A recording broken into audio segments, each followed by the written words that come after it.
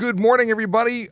We're live here in sunny downtown Toronto. I haven't been outside since the sun came up, so I actually don't know if it's sunny at all. Is it sunny? Let me know in the comments if you're in Toronto, because I got here and it was very dark outside, and I don't get out until the afternoon, where it usually has some level of brightness, but not necessarily sunniness. I like sun. I miss the summer. Hi, Gabe. How you doing?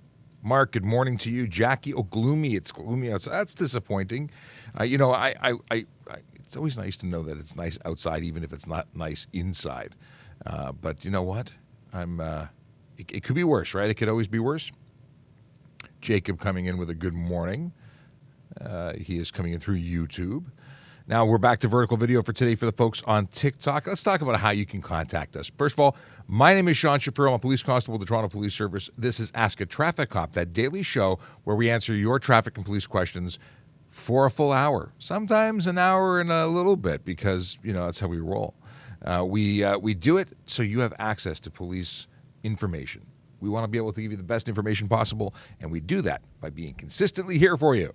Now, let's talk about where you can watch us. You can watch us on YouTube. You can watch Twitch, Twitter, LinkedIn, Facebook, Instagram Live, and TikTok. And if you are coming in on Twitter, I apologize in advance. You can't ask us questions, so go to trafficcop.ca to flip over to one of our other platforms.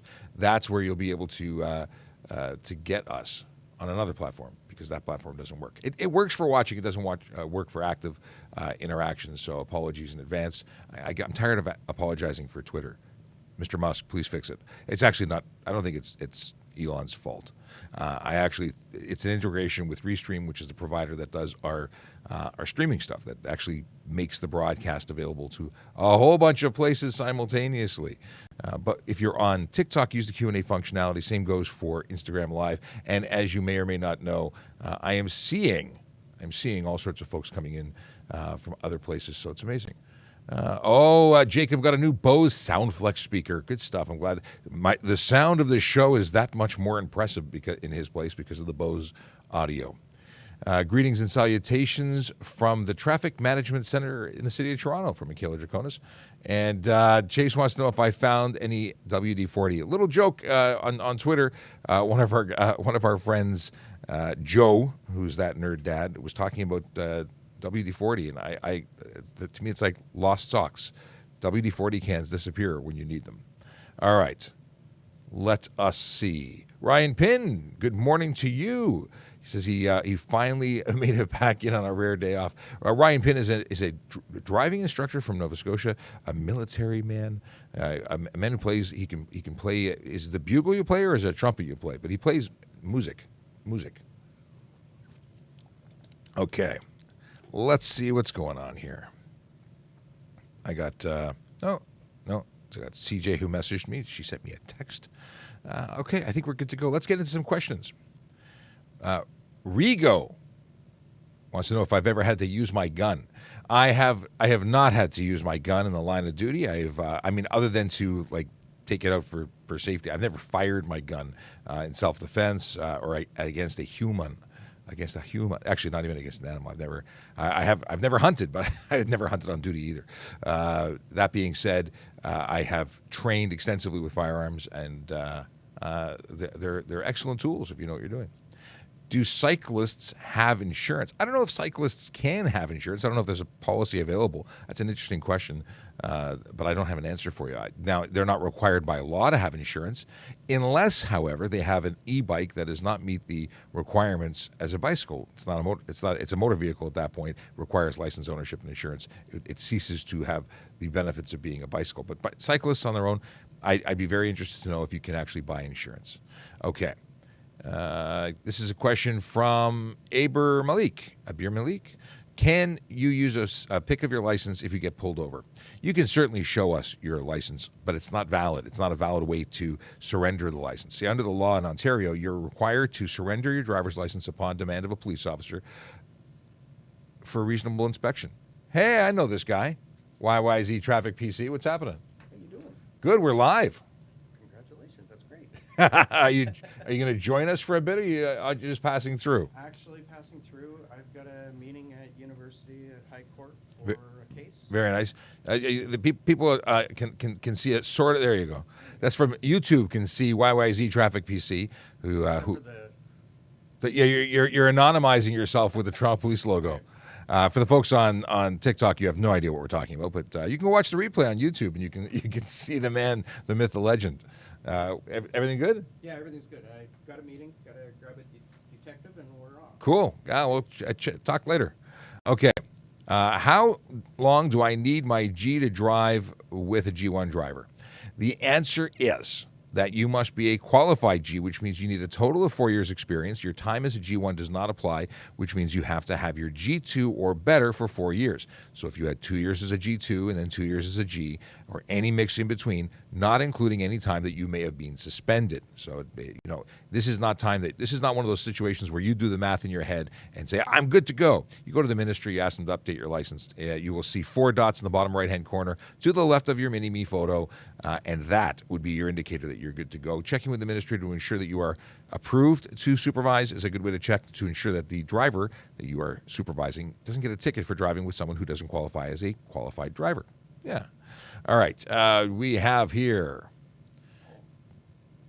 What is this? Canadian. Ryan Pin says, okay, so through the Canadian Cadet Org, part of my percussion instruction included learning the bugle. Bugle is what I was thinking bugle. Did I say bugle or did I just say trumpet? I don't know. That was 10 seconds ago and I've already forgotten.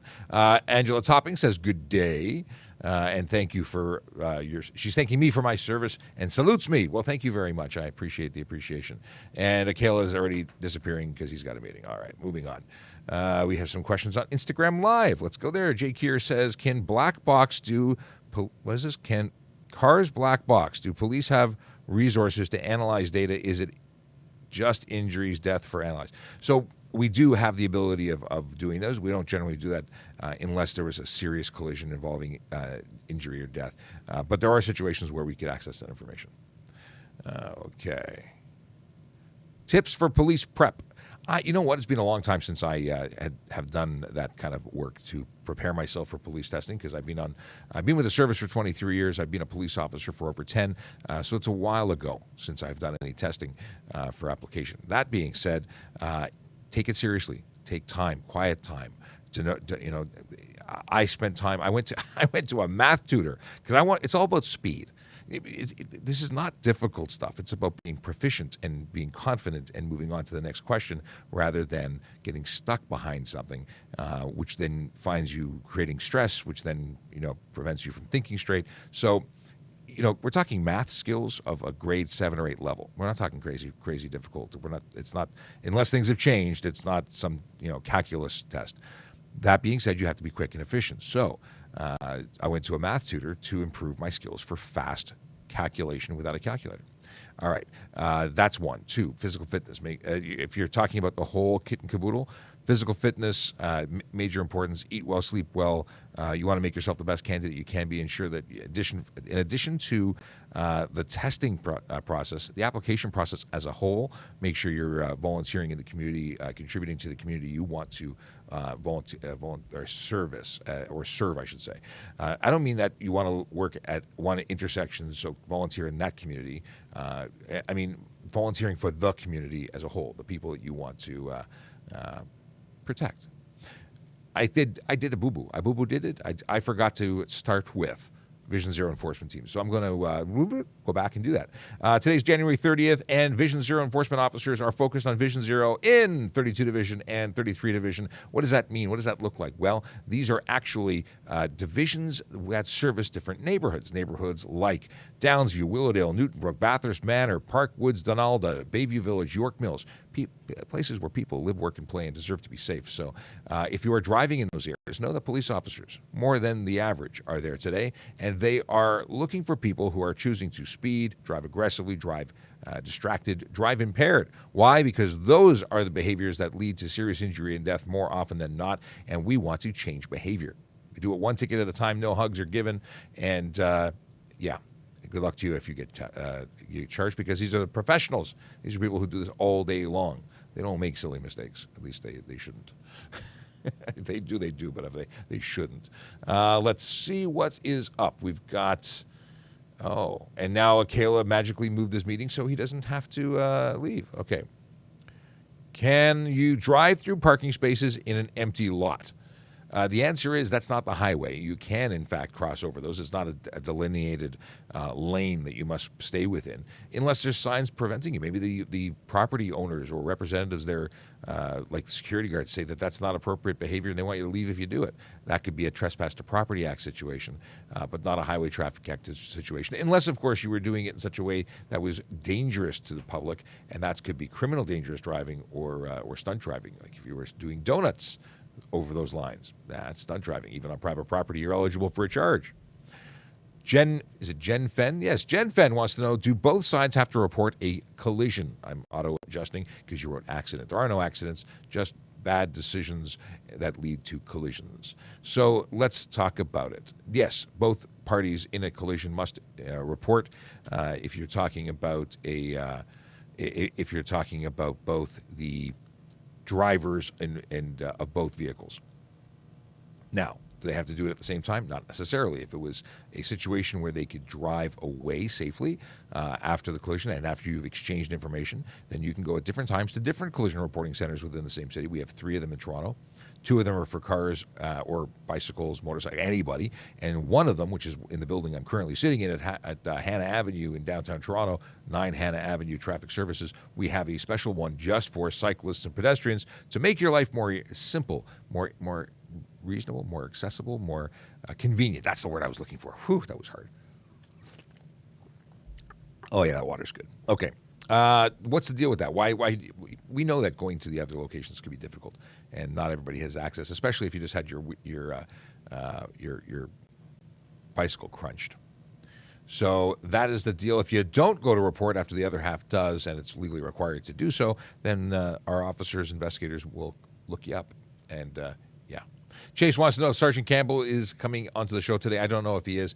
He has been hard at work catching up from the weekend, and he's a busy guy today. Today's probably not going to happen for him. But you know what? If he shows up, and we'll welcome him with open arms, or at least an open mic. Can I use Google Maps and keep my phone on my lap? You can use Google Maps if it's mounted, but you cannot have it on your lap. That is considered active use.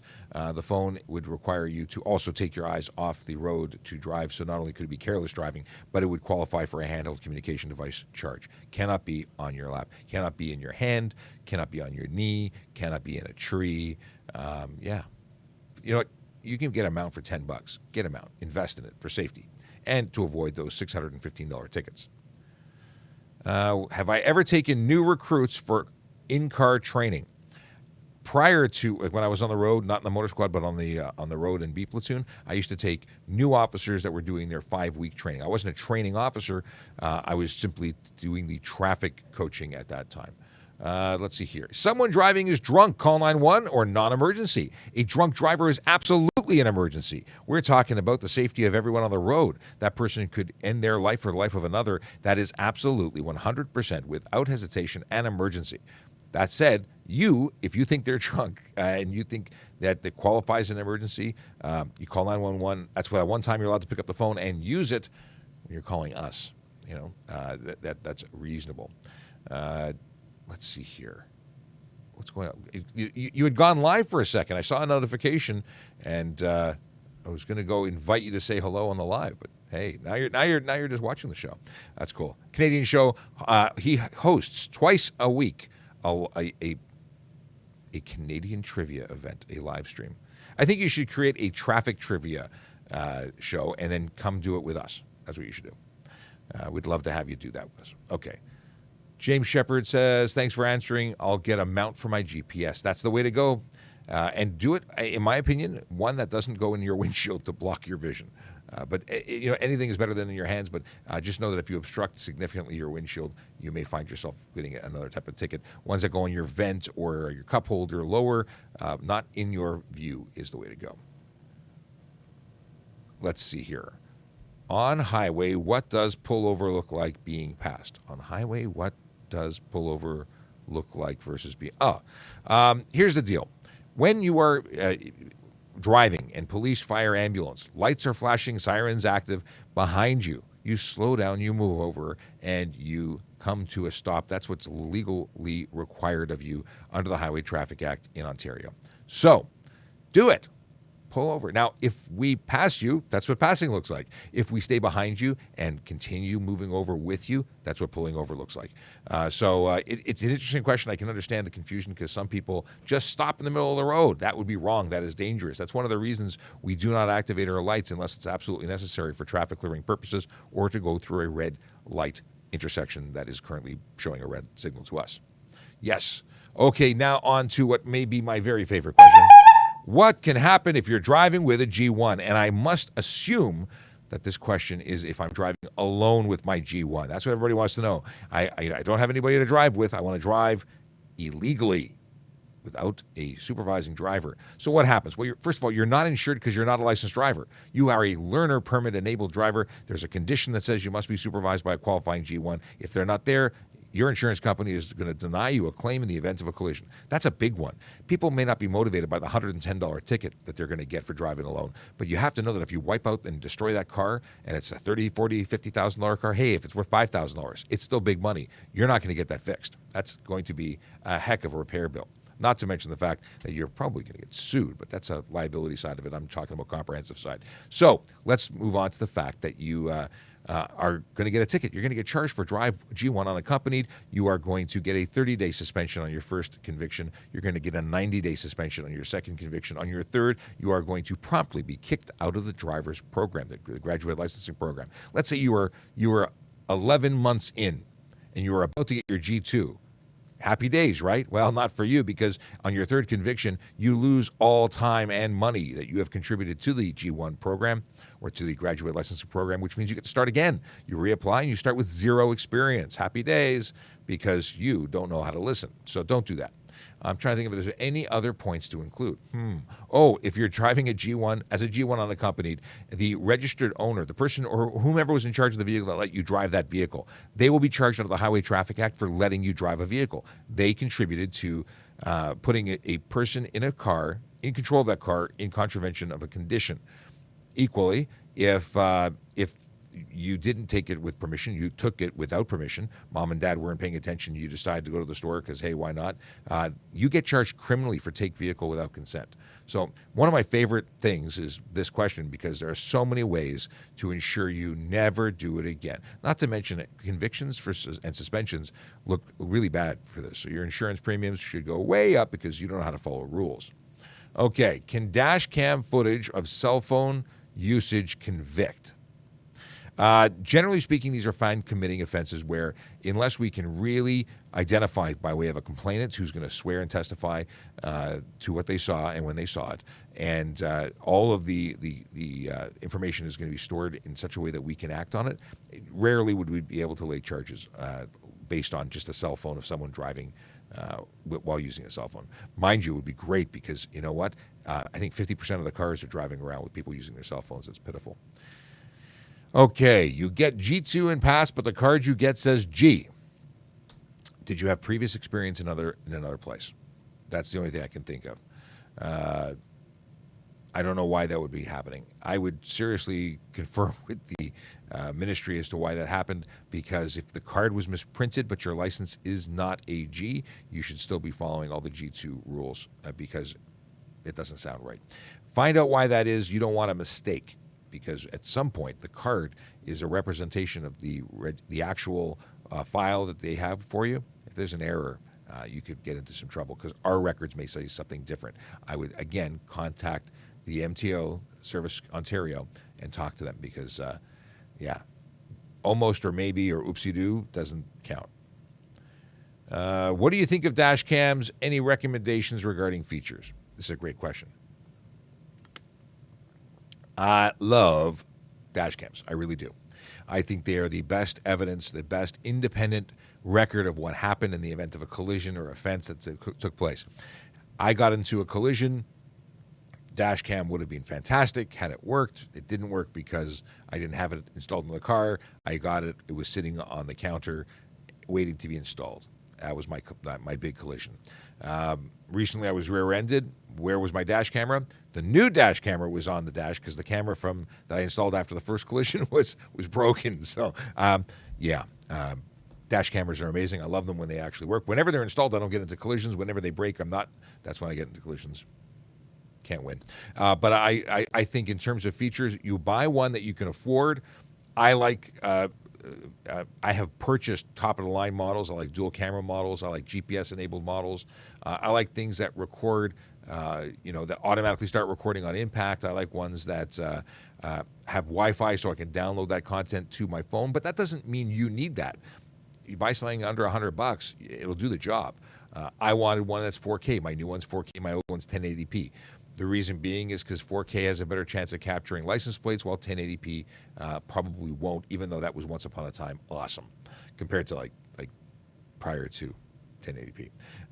Whatever you get is better than not having anything. It could exonerate you in the event of a collision where they can't prove that it was somebody else's fault and you end up paying half of the damages on your side of things. Because they could say it's 50-50 if they don't have that witness testimony or that evidence to push it the other way.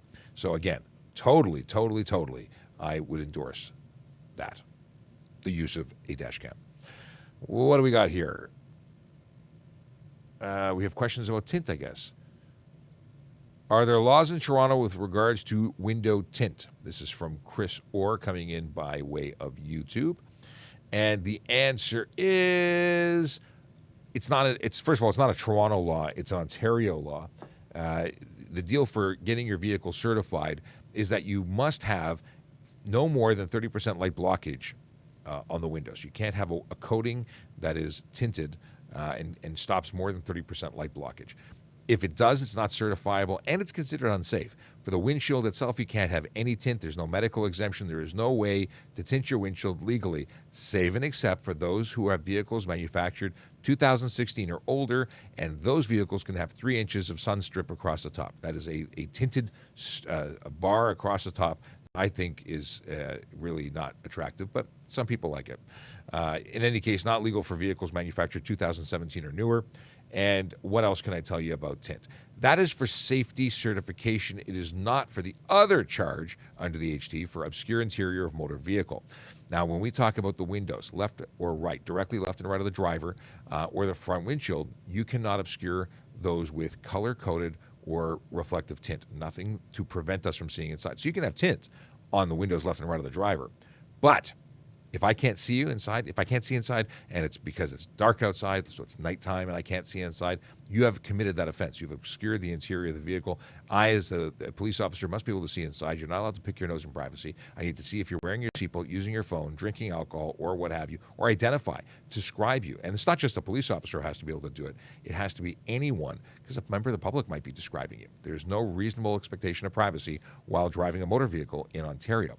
And Sergeant Campbell, they're asking about you. They are. Are you joining us? I got a few minutes. Woohoo!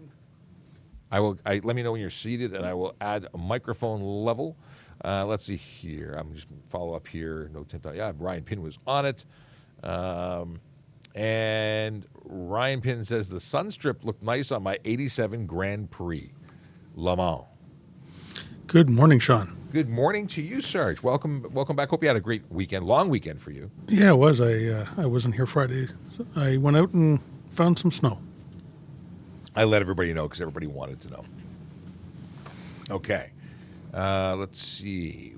We have sticker questions. Do you need stickers on your plates? This is a question that we get every once in a while because things have changed in the not so recent past, not so distant past. It's not in the past of the past. No longer do you need to have stickers affixed to your plate because they're no longer manufactured for vehicles that are considered passenger vehicles or light trucks under 3,000 kilos or motorcycles, but snowmobiles still require them, and that is upsetting for some. So I heard. So you heard. Yeah. And the deal is that you still have to renew your license plate, but it is free. And again, no sticker is sent, but you do have to renew. There is a link to where to renew on my site, trafficcop.ca. It goes to my link tree. The link tree has links to all the Toronto Police stuff, along with some great information on how to renew, how to check if your friend's driver's license is valid before you lend them your car, before you buy a car, to make sure the VIN number is not on the list of stolen vehicles. A lot of great information. Of course, it has all of the Toronto Police social media and website information. So if you have any information or questions that you're looking for, trafficcop.ca will point you in the right direction. Sean, the vehicles traveling on the road that are have a gross vehicle weight rating of more than 3,000 kilograms do still require a sticker and it must be attached to the plate. And I imagine they still pay for it. And they have to pay for it as well. So Yes. commercial vehicles or heavy vehicles over 3,000 kilograms, could be a pickup truck. You'll still have to pay for it. So check your ownership and you should know. Yes. At the very least, you can go online and try and renew. It'll tell you if you owe money or not.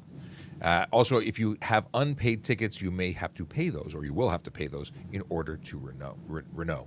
Do you renew often? I remember Renault. Certain words French are car. worky. Does police foundations help with the recruitment process? Any education is good education. I say that because the biggest problem is when people don't do anything after high school and just hang around doing nothing.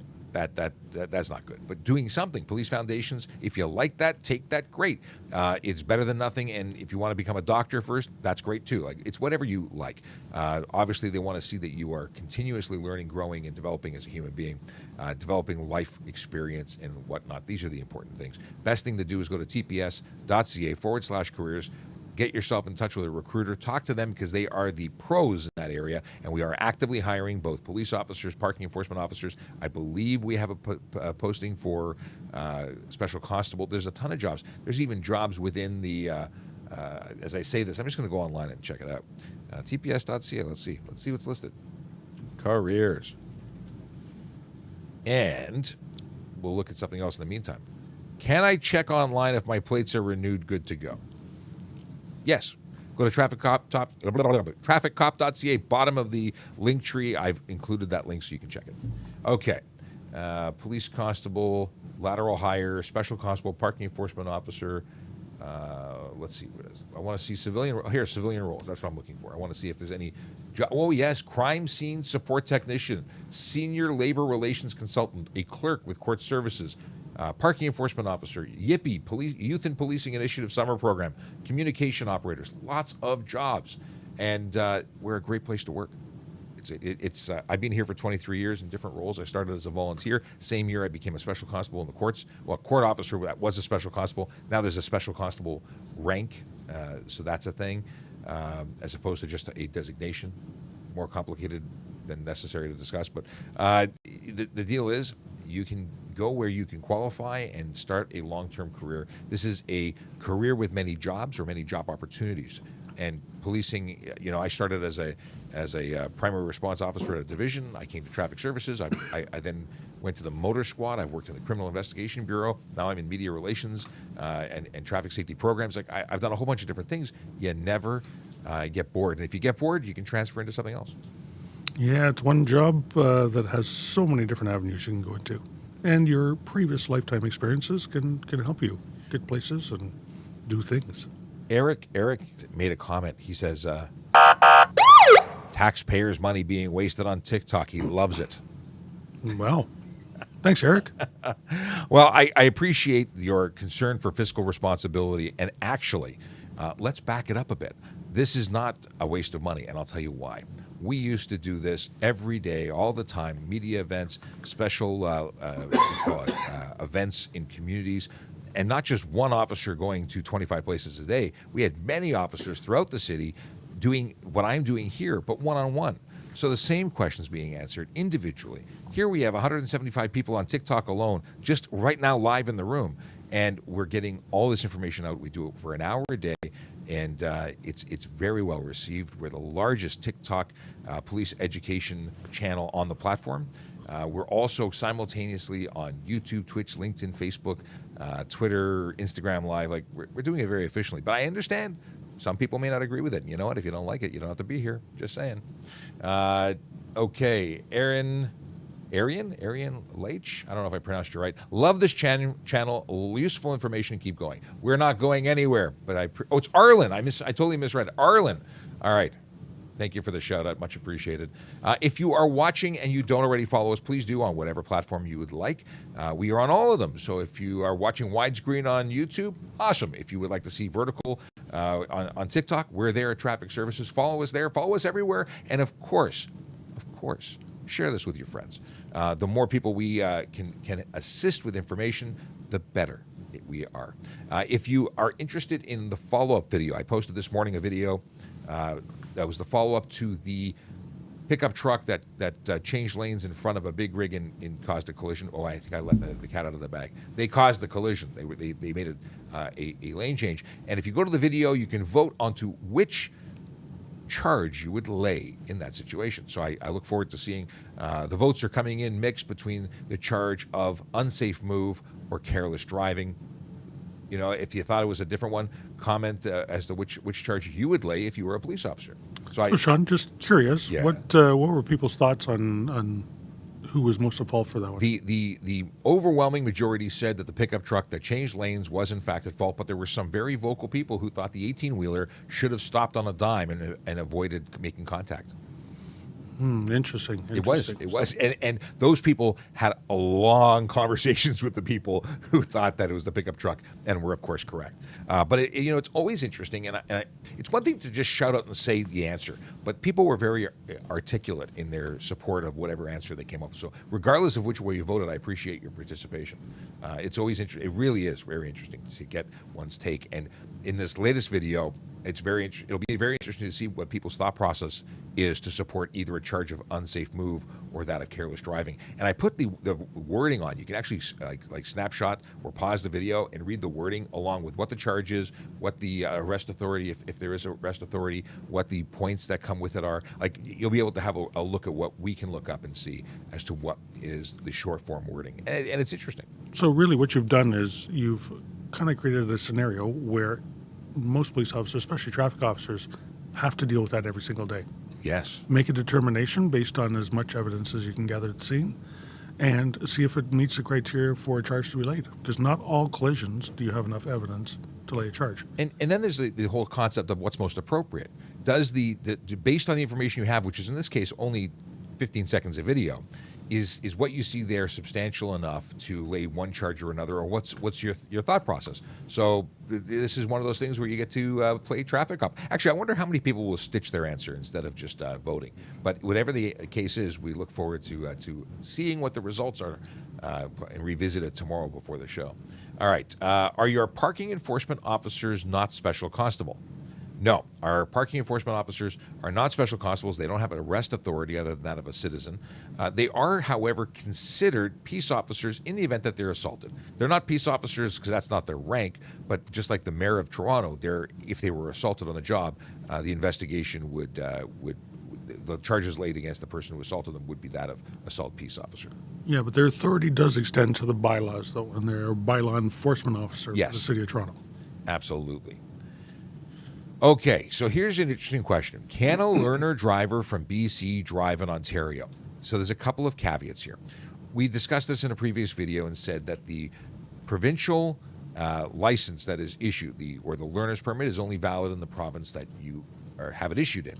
And then we did a lot of digging because a lot of questions came from that. So it turns out that in Ontario, we accept other learner's permits. Not every province will, not every state will. So you need to know. The province issues it, it's for them. What other provinces choose to do with your learner's permit is entirely up to them. But Ontario does allow for a learner's permit, but you have to be 16 years old and you must follow all of the conditions from your home province. So if you're 14 and BC will allow I think 14 is the earliest you can get your learners, it would not be valid here unless you were 16. So, and you'd still have to be driving with an approved driver and not a resident, because if you become a resident, your learner's permit is not transferable, which is interesting. Sean, it's interesting that people have asked that, because the whole purpose of having a learner's permit, it's not a license, is to actually learn. Yes. And why would you put the extra stresses on doing that outside of where you live? 100%. You know what? It's already stressful for new drivers. You know what? Why not make it as easy and ease into it that way? You know what? You can get your G2, which is your driver's license, after I believe it's 9 months if you. It's 8 months if you take a course, or 12 months if you Right. don't take a course. And then, you know what? You would be eligible to drive anywhere in Canada. And the United States. The United States will also accept a G2 as a probationary license, but again, you must continue to follow all the rules of your home province of issue. So you wouldn't be able to have any alcohol. You wouldn't be able to have passengers under 20 up to a maximum of 1 in the first 6 months, up to a maximum of 3 in the second 6 months. Persons under 20 in the car between the hours of midnight and 5 a.m. All those things would be applicable wherever you are driving. Let's see here. Oh, Chris says, we can all agree glow lights are so 90s, but is it legal if it's a certain color? The biggest thing is that you cannot project light forward, back, or to the sides in any color. Depending on what direction you cannot project. So you can only project yellow or white to the front, only red or amber to the rear. So if you have any color that isn't those that is projected, see what the problem is here? Most underglow is poorly installed and the bulbs are visible, shining light everywhere. So you may find yourself getting tickets in relation to their use, regardless of color. Flashing red lights in an intermittent basis would be illegal, regardless of the direction it's shining. What else could we think of that would be a potential issue? But there's no underglow law. It's what the other laws that are already in place that you would be suddenly causing issues and violating. So here's a question Angela has forwarded to us. Can police use their lights to just get through the traffic light? I've seen them do it in Nova Scotia. They turn them on and go through and turn them off again. So a lot of people assume that it's just so we can get to the other side and keep going. I can assure you we choose not to take risk unless it's absolutely necessary. But very often we are going to a call silently. No lights, no sirens, because we can get there more efficiently without disrupting traffic and having people who get spooked by the lights and sirens, and very often stop right in the front of us, and it's dangerous. So the only time we are legally required to activate our lights and sirens is to go through our a signalized intersection that is displaying a red signal to us. So that would be a situation where we come to a stop, we activate our lights, and we proceed through and turn them off again, because we're going to continue going either silently to that call because we don't want to alert bad guys that we're coming, or because it's safer and it's the fastest way to go. Would you add anything to that, Sarge? I was just about to say, good answer. That's 100%. And you know what? We do it here, and there is a reason for it. So we can get through the intersection safely, but efficiently as well, because we need to be somewhere now. And here's the one that I always get as a follow-up. But I see them turn into the Tim Hortons. I always go to the Tim Hortons. Well, I find it very odd that everyone sees people go into a Tim Hortons right after this happens. I think it's unlikely that they did that to go to the Tim Hortons, but here's what is possible. If they go through the drive-through and they're not going to the front to respond to a call for service, it is entirely possible that they were canceled from the call that they were scheduled to attend. So a dispatcher comes on and says, you're going to a break-in enter in progress. Everyone from all over the city says, put me on it, and starts going. Now, as soon as a number of people attend and they say, we have sufficient numbers on scene, discontinue. No other officers required. They will take the units that are farther away and cancel them from the call. And then, what do you do when you've been going lights and sirens and the heart's pumping and the adrenaline's going? You shut it down. You kind of regroup. And very often, that means turning into the closest Timmy's to have a couple minutes to yourself. Additionally to that, Sean, supervisors here, so the sergeants, are mandated to review video. Police officers' body cam video and car video. Now, car video is turned on because the officer wants to turn it on, or they've started using some of their emergency equipment. So would there be a record of a police officer going through a red light and then stopping in at Tim Hortons? It would be created that way. And if there's no justification for it, the officer would be held accountable for that. Not a good day at the office for the officer. No. And we have ways of internally disciplining officers that are not complying with what's safe. It's risk mitigation either way. At the end of the day, everything we do should be in the interests of public safety. We don't chase every vehicle because, for a minor offense, we may not chase someone if it puts people at risk. A chase is a big deal. So everything depends. Everything depends. Favorite word. Ryan Pin says, I recently saw a utility trailer with the license plate bent under, so only a little more than half can be seen. What are the rules in Toronto for this? This is, again, an Ontario law. You cannot obscure or obstruct a license plate. If you obscure it intentionally, there's even more serious charges that can be laid. But it's against the law anywhere in the province of Ontario, and I imagine anywhere in Canada, if not the world. Yeah, that goes for trailers, vehicles, even motorcycles that have their plate turned sideways because they've modified their vehicle and it doesn't have a license plate holder, or the ones that have stuck the license plate down behind the rear tire. All no good. Yeah. Also, rear license plates must be illuminated. Just saying. Driving alone with G1 punishment. This is a question we answered earlier, but just because I like it so much and Leo is such a nice person, I will answer it again. It's a $110 ticket for drive G1 unaccompanied, but with that conviction will come a 30-day suspension for your first, a 90-day suspension for your second, a being removed or asked to leave or kicked out of the graduate licensing program altogether on the third conviction. Additionally, if you took the vehicle with consent of the person in charge of it, they would be charged under the HTA or could be charged under the HTA. If you took it without their consent, you could be charged criminally for take vehicle without consent. It's a bad day at the office. Also, if we found out you were driving alone because of the collision that you were involved in, the insurance company is not going to cover you. You're not a licensed driver. Yeah. Angela Topping is sharing a question from the, well, I don't know where you got it. I doubt it's your question, but it could be your question. She's very helpful. Are motorbike helmets a one-time use after a collision, just like child seats? Fantastic question, and the answer is yes. They do not. They're designed with foam inside, and that foam is designed to take one single impact. In fact, if you were to drop it, dropping it on the floor would be considered that impact, and you should replace your helmet. Sean, one of them, probably the most valuable piece of equipment you can wear on a motorcycle, bicycle, is your helmet. Protect your head. You know what? You can get injured other ways and still continue on living. But if you scramble what you got going on up top there, there's no coming back from that, or very hard to come back from that. Protect the computer at all costs. That's the most important thing. You are you because of what's inside your noodle, and if it doesn't work anymore, it's really sad. We see money well spent. Yeah, quality helmets and replace them. And drive safely. In addition to all the protective gear, don't rely on that melon lid to save your life. It's going to make things better, but not getting in a collision in the first place is the best thing you can do. Let's see here. What are the rules on reflective vehicle wrap? I'm not aware of a reflective vehicle wrap rule. I am, however, aware that if you change the vehicle color, you need to report it within 6 days, apply for a new vehicle permit. But in terms of the color, if it was a mirror finish, I've seen them on the road. I imagine you could blind people with that. I don't know if there's any rules around it. Sarge, what do you think? No, well, in the olden days, we used to have metal flakes and paint and stuff like that. So, and I think they're still like that. So, it's probably just a wrap cheaper to do that with. I don't see any problem with it at all. Yeah, but I know people who wrap and rewrap and change the color of their car. Again, 6 days to update.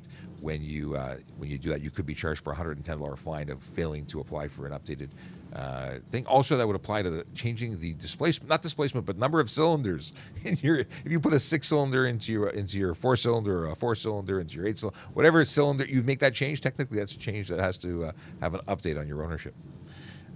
Here's a question from Chris. Can a GoPro be mounted to a motorcycle helmet? The answer is depends. You're not allowed to modify the shell of your helmet. So if you're using two-way tape or Velcro, which requires gluing Velcro to your helmet, that is technically violating or modifying the shell of your helmet, which is designed to glide smoothly across the ground and not catch. So by putting on a mount, some people will say, well, it's just going to break off. Well, it may break off, but it may break off while breaking your neck. It changes the way that your helmet will respond. It will not be the way it was designed or tested. Thus, it is no longer valid. I had some people very upset at me for saying this, but it's being upheld in court. This goes the same for having have you seen the furry helmet covers? They make you look like Cookie Monster or giant mohawks that attach to the outside of the helmet. Those are all illegal. Right. Your helmet has to be certified from the manufacturer, and anything you do to change it changes that certification. So, yeah. Do you know that they test those helmets by sending them en masse to the different organizations to do testing? They send a number of them. They test all of them, and based on the testing out of the box, they get approved. Well, if it's not the way it was out of the box, that's no longer approved. Now, a GoPro or a video cam, very, very useful, especially when operating on a motorcycle as well. Just not stuck to your helmet, that's all. Yeah, now people say, well, what about comms? Comms don't attach by way of gluing it to your helmet, and if you are gluing it, you're making a mistake because that would then fall into the same category. But comms kits usually slide in between the foam and the shell, in between, and they're on thin breakaway mounts, and those are illegal because you're not modifying the shell. Could you get hurt from it? Sure, but it doesn't, by the letter of law, affect the shell. There was something I was going to add, but I've seen. Oh, body cams. If you wear a 360 camera, or a 360 camera mounted to your bike is a great option. A actually purpose-built dash cam system. My old partner John, he has a front and back camera that's waterproof and installed on his bike. There are solutions. So saying that we're not being caring enough to allow you to have a recording device. No, you can. You just can't put it on your helmet. Let's say here. Kayla says, how about custom painted helmets? Well, I know a company that in the 90s, late 90s, early 2000s, went into the business of painting helmets. Technically speaking, I think that violates it. Stickers, for instance, would technically violate it. Is this the number one thing that we are going to do and pursue people who have helmets painted? I don't think that's going to be the highest priority for us. But technically, are you violating the rules? I think you are. Let's see here. Ryan Pinn has seen videos of people using 360 cameras. So have I. I think they're pretty cool. Okay. What we got here. We talked about that. We talked about this. What happens if your car revs loud because of the snow? Why would snow make it rev loud? Do you mean that your foot made it rev loud because you're trying to go through the snow? That's different than your car rev. The snow didn't make it go loud. Your foot made it go loud. If you are revving up and making a tremendous amount of noise, could you be charged for unnecessary noise? Could you? What do you think, Sarge? Well, could you? Yes, absolutely. Is it reasonable, given all the circumstances? I mean, that's what an officer would look at. Well, if you had no muffler and were going through the snow and became more noticeable because of it, then you could be. I think that's still reasonable. Like if we identify the issue because of your behavior, or the driving conditions change listen, again, it has to be reasonable. But if you have an illegal muffler and we just notice it because you're driving at high revs, you might still find yourself with an issue. But this just a stock car driving and it's making a little more noise, I think that's pretty reasonable. Yeah, but think about drifting or stunt driving in the snow. Yeah. Where you're revving it. That one would be investigating for sure. Very different situation. What happens if you don't pay your IMPARK tickets? Well, IMPARK, I believe, is a private property company that does internal tickets. I don't know if they write tickets on behalf of the city, because they can apply to become provincial offenses officers. So they're municipal law enforcement officers. MLEOs. MLEOs. So they're writing under a permission of the police. If they have that certification, that ticket is enforceable and it would affect your license. If it's a private property, like York University, I believe, writes tickets, they just prevent you from graduating if you don't pay it. So it really depends. MLEO, thank you. I was trying to remember that. Yeah, MLEOs will write a City of Toronto issue tag, and it has to follow all the guidelines and everything that our own parking enforcement officers have to follow. They need a training course, have to be certified in it, and they use our paperwork. Some private tow companies will just issue you a notice that you should pay. Voluntary. Well, until they take you to collection. Yes. Well, I've seen some that say voluntary, and I've seen other ones that say, by the way, we're coming after you if you don't pay. Can I travel on the highway with a G2 alone? Yes, a G2 is a probationary license. It basically gives you all the rights and privileges of a G-class license, except that you can't renew it unless you take the test again, which means you should just take the G test. But you also must maintain a 0 BAC, which is blood alcohol content. You have restrictions in the first year with how many people under 20 you can have in the vehicle between the hours of midnight and 5 a.m. What else is there? You're still a novice driver, so if you get a ticket that has 4 points or more, you will instantly receive a 30-day suspension on your first conviction. So there are issues, but you can drive anywhere alone. Okay. Do you pay on the 407 Express Highway? Do I pay? I pay on my personal vehicle. Police vehicles are not required to pay. They're often patrolling it, or there is an exemption for police vehicles. I imagine that extends to fire and ambulance as well. But as an individual officer who is off duty in my personal vehicle, I absolutely have to pay. Transponders since they came out. Let's see here. Does an open container ticket appear on car insurance? If it's issued to the driver against their license, does that go to the driver? I've never issued that ticket. No, it would be under the Liquor License Act, so it would not go on your driver's abstract. Good to know. Also, don't drink or have open alcohol in your car. Yeah. You can get a ticket under the Liquor License Act. Let's see here. 15% tint on side windows. Are you towing? I don't understand the question. 15% tint on side windows. Are you towing? So if it was Am dark I going enough to tow to the be car? unlawful, would you require the car to be towed away and take the license plates because it's unsafe? I certainly would consider that as an option, depending on the vehicle that I'm looking at. 30% is required for safe. 15% is 50% over the allowable. I think that certainly qualifies to remove your plates and deem that vehicle unsafe. If it was your windshield without question or hesitation, the windows to the left or right of the driver, I'd strongly suggest that would be where I'd go. What do you think? What would you do? Well, it all depends on the situation. I've had people voluntarily put their car back into compliance as Peeling opposed it to off. having, yeah. And you know what? That's an option sometimes. Yeah, I've seen video of people pulling out their windshield tint for the very same reason. The goal isn't to make you get towed. The goal here isn't to punish you. It is to prevent the continuation of that unsafe behavior. If you can rectify it and you're willing to do that and it's easy peasy, that's not a bad option. And that's not something I'd be against. Let's see. How do I know if I get a ticket via speed camera? You'll be notified by mail.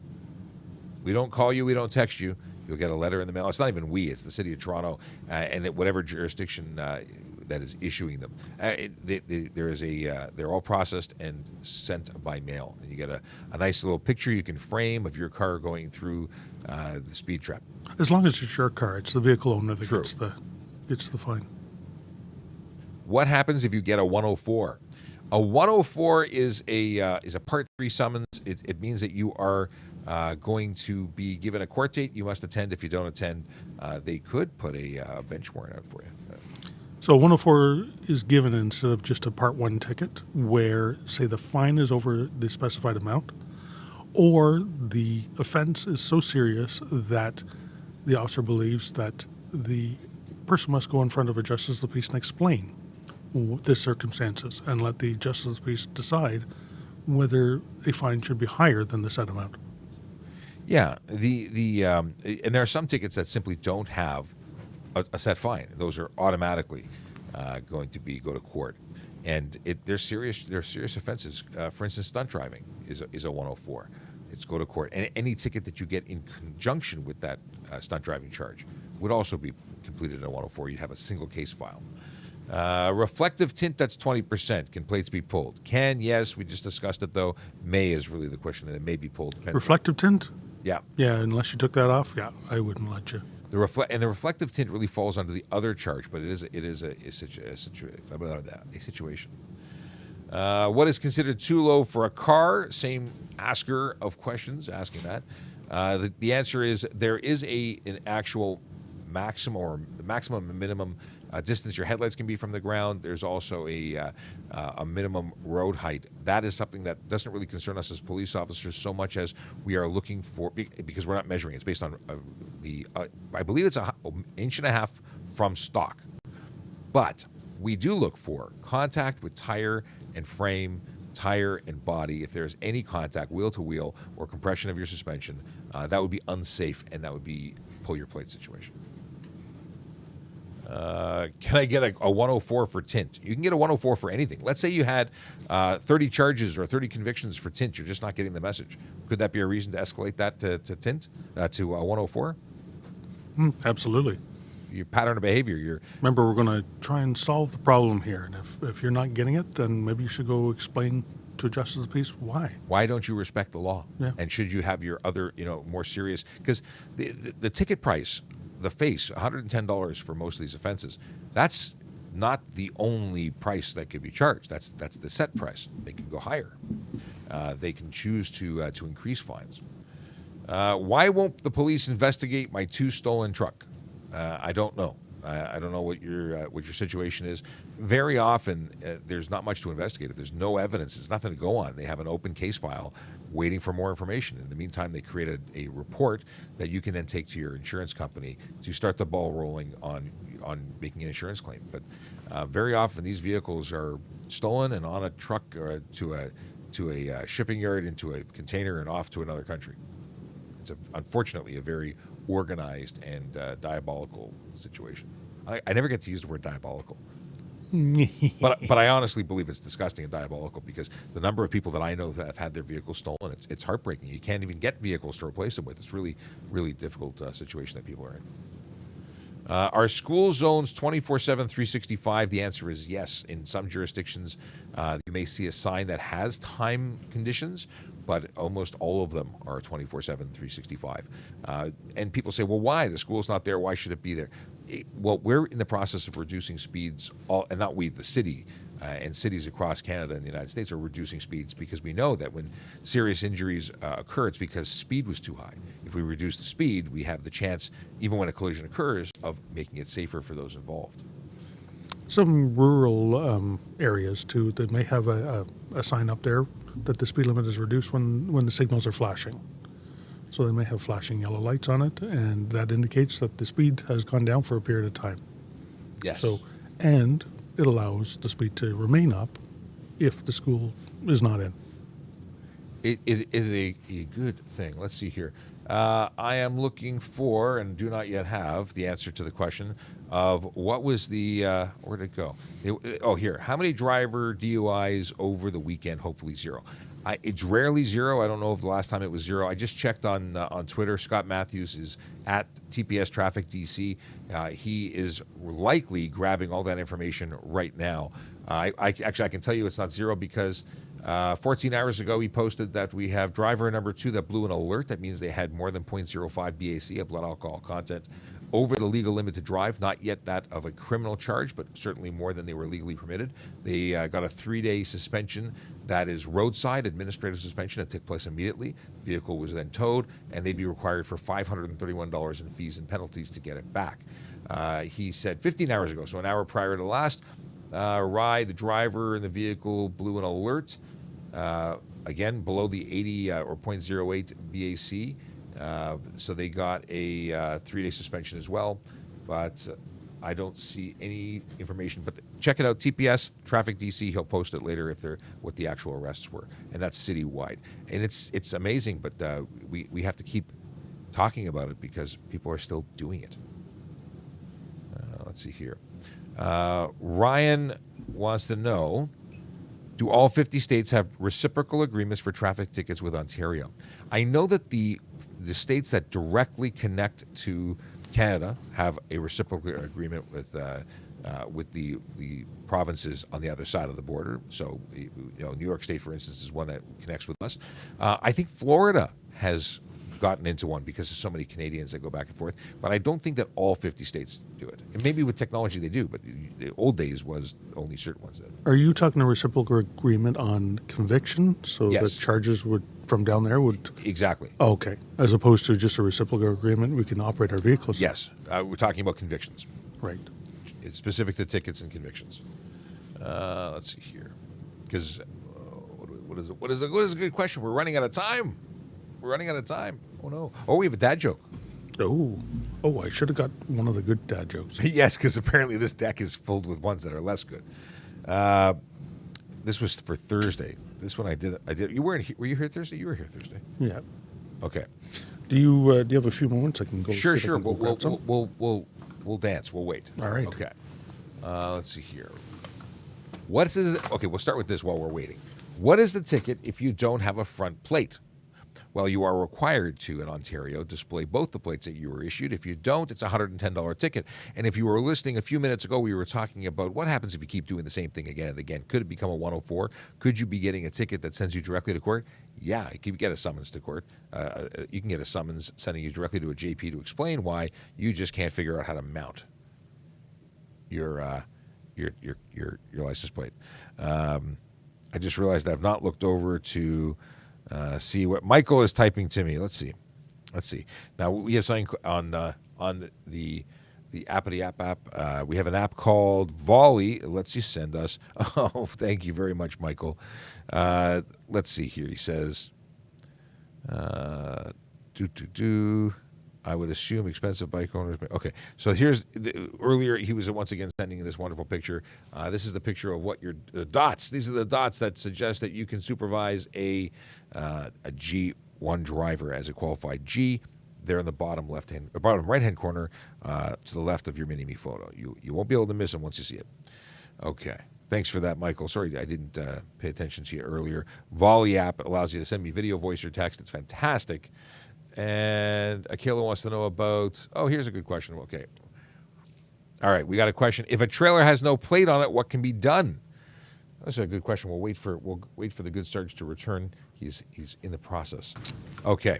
So the question is, what if a trailer has no plate on it? What can be done? So most trailers that carry any cargo need a license plate. Not all trailers do. If it is directly, specifically equipment, say a log splitter or something like that is not carrying anything. That is not a trailer. It is not considered a trailer. Although you're dragging it behind your vehicle, it's not a trailer. Those machines that, what was a good example of that? We talked about this at length once upon a time. If you can't carry a load, it's not a trailer. Right. It doesn't transport. As soon as you put something on it, anything. Your Tim Hortons cup on a generator. Yep. Then it becomes a trailer. The gas or diesel for that generator isn't a load. It's part of the confines of the device. Unless you were to put a gas can on it. Transporting the extra can would be a load. Yes. So you are required to have a license plate. You are required to have lights on it, depending on the time of day. And you need to have a VIN on it if it is capable of carrying more than 3,000 kilograms. So usually the rule of thumb is if it has more than one axle, you must have a VIN put on there. Mm-hmm. And if there is a VIN put on there by the manufacturer, you cannot take it off. Excellent. And homemade trailers sort of come into the same thing about requiring it's a trailer, homemade or not, it must be registered, plated. Must be registered and plated. You can register it as a homemade trailer. And they'll give you a file number, and you should put that file number in your trailer just in case you don't want it to get stolen. You want to be able to identify it if it does go. Yeah. Angela wants to know about campers. Are campers a load-bearing trailers? Yep, absolutely. Yeah. I imagine you're carrying a load of bed sheets or laundry or whatever you have in the back. I've never driven with a camper. But, they're trailers. Darren wants to know if I want to swap patches for his collection. Darren, DM me or go to trafficcop.ca and send me a message, and I'm sure we can figure out a patch trading opportunity. What if I use coyote pepper spray for defense? I didn't know there was coyote pepper spray. But pepper spray designed for animals can be used against animals. If you use it against a human, you may very well be charged under the Criminal Code of Canada for using a weapon and assaulting somebody. Could it be that was justified weapon of opportunity in certain situations? Maybe, but expect to be arrested, charged, and go to court. It could be the result of you using that weapon. And it must be reasonable. If you're out hiking in the woods somewhere and you're carrying bear spray or coyote spray, absolutely. If you're walking around downtown Toronto, no, it's not reasonable. Yeah. Let's see here. Can police services see what grades I got in post-secondary? Not during a routine traffic stop. But maybe if you're applying for a job. Yeah. If you're applying to become a police officer or a member of the service, you are going to be required to bring a transcript of everything you've ever done since you got out of diapers, maybe even before you got out of diapers. But it's a very intensive background check. And look at that. It is, I think, the recruitment process. So how long is the recruitment process when applying? It depends. It really depends on, where you are. If a class is going through and they're looking to fill an extra spot, you happen to be there at the right date and time, it might go faster. Otherwise, I think the average used to be 6 months, and I don't know if it's more or less than that now. I've heard of people being in the process for years. I've heard of processes lasting very, very short. Yes, both ways. Well, there was a person at Toronto North Courts when I worked there who applied and was hired by a police service within 2 weeks of application. It was just the perfect situation for them. And I have other people that took much, much longer. What's a cucumber's favorite instrument? A piccolo. That's not bad. It's not bad. John, what do you call cheese that's not yours? It's nacho cheese. Nacho cheese. Yeah, I mean that one was a gimme. Kind of easy. You know what? I have a bit of a problem. I only know 25 letters of the alphabet. No kidding. Yeah, I don't know why. It's not bad. It could have been worse. I want to donate blood, but I'm not sure I have it in me to give. I guess is that a vampire targeted question? Like who doesn't have anyway? I worked as a snowplow driver one winter. It was the coolest job I ever had.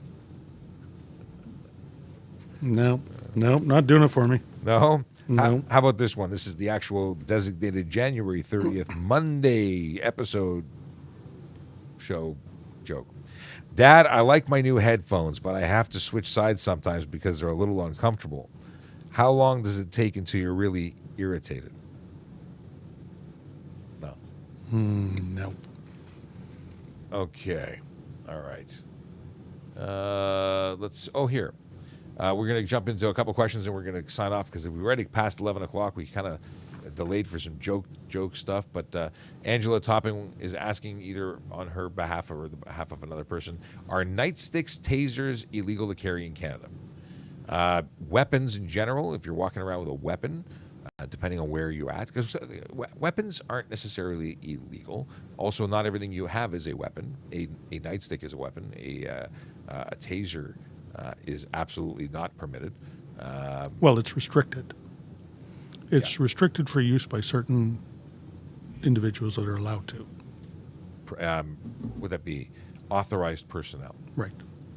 Yeah, so at the end of the day, I don't suggest that people start carrying weapons regardless of legality, because if you don't know what you're doing with it, you are likely going to, well, you're probably going to have that weapon taken and used against you. And that you may be, if you're bringing a knife to a fight that didn't have a knife, now you have a knife in the fight, and people are going to get cut. So these are things that aren't suggested. You know what the great thing to do when confronted with a situation where you're being threatened? Run, disengage, go away.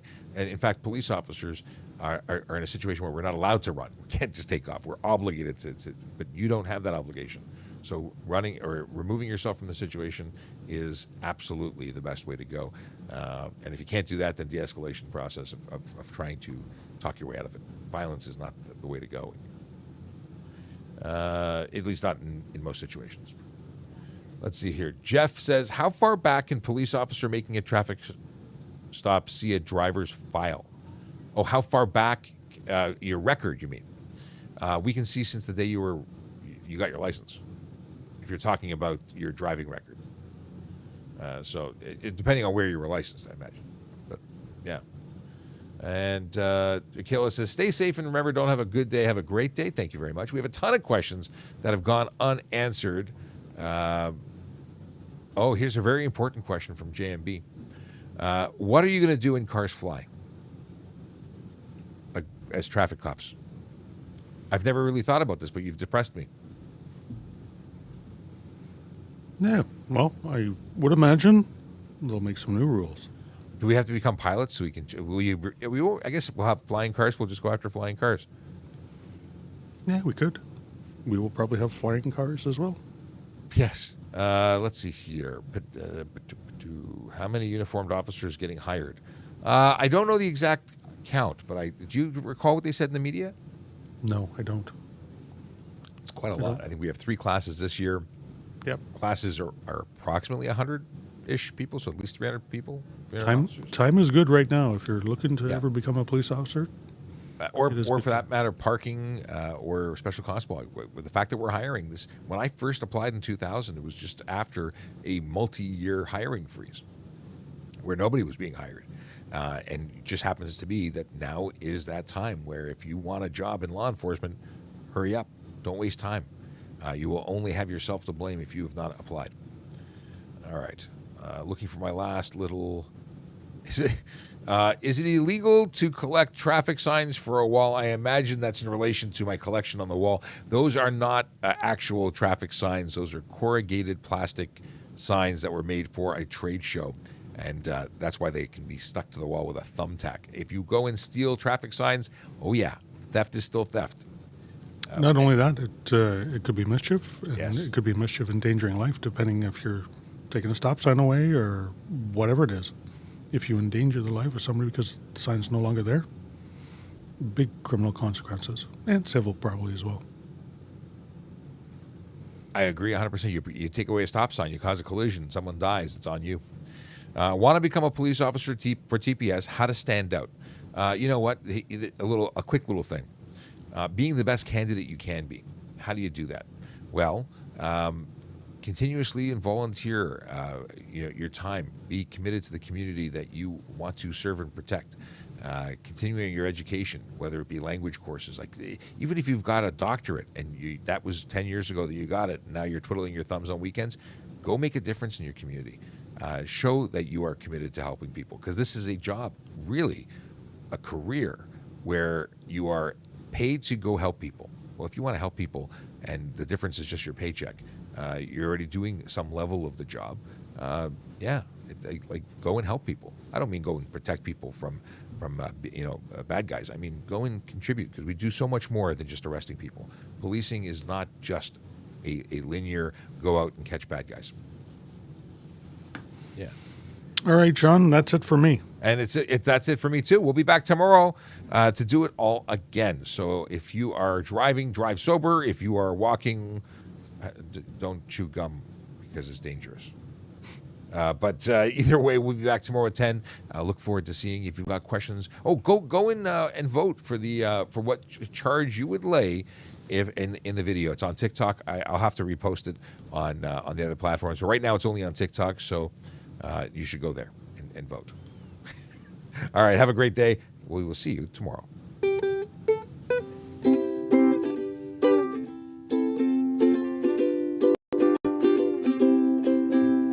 Yellow light, red light, green light, go. Driving safely helps the traffic flow. Watch for pedestrians, look out for bikes, and don't drive like a jerk that no one likes. Yellow light, red light, green light, go.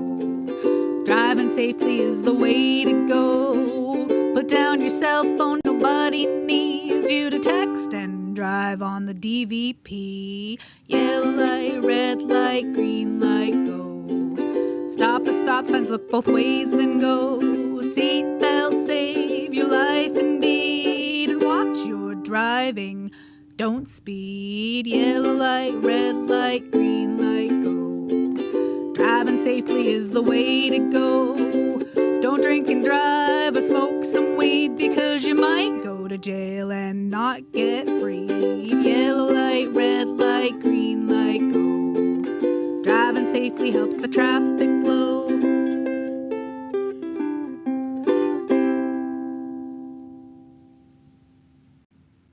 Okay, is this still muted? No, it's not muted. Just a whole bunch of people coming in and saying hello and goodbye, and thanks for hanging out. If you don't already follow us, please do. See you tomorrow at 10. 10, 9, 8, 7, 6, 5, 4,